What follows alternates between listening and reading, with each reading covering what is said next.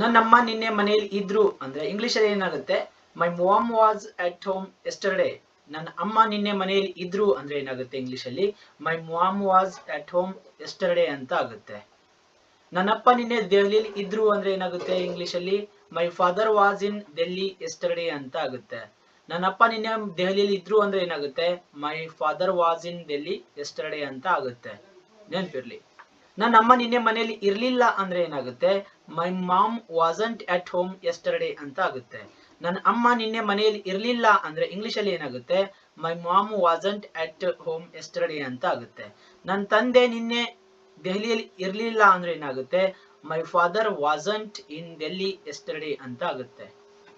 ನಾನು ನಿನ್ನೆ ನನ್ನ ಸ್ನೇಹಿತರ ಜೊತೆ ಇದ್ದಿದ್ದೆ ಅಂದ್ರೆ ಏನಾಗುತ್ತೆ ಅಂದ್ರೆ ಇಂಗ್ಲಿಷ್ ಅಲ್ಲಿ, I was with my friends yesterday.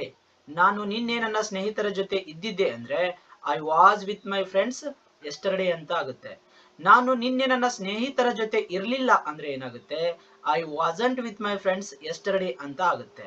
ನಾನು ನಿನ್ನೆ ನನ್ನ ಸ್ನೇಹಿತರ ಜೊತೆ ಇರ್ಲಿಲ್ಲ ಅಂದ್ರೆ ಏನಾಗುತ್ತೆ, I wasn't with my friends yesterday ಅಂತ ಆಗುತ್ತೆ.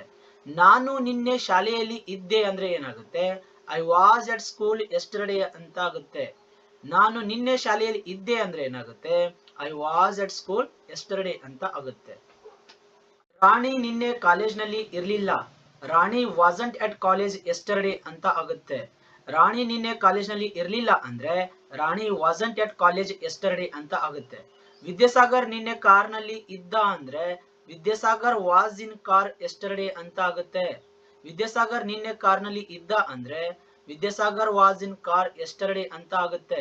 ವಿದ್ಯಾಸಾಗರ್ ನಿನ್ನೆ ಕಾರ್ನಲ್ಲಿ ಇರ್ಲಿಲ್ಲ ಅಂದ್ರೆ ವಿದ್ಯಾಸಾಗರ್ ವಾಸಂಟ್ ಇನ್ ಕಾರ್ ಎಸ್ಟರ್ಡೇ ಅಂತ ಆಗುತ್ತೆ.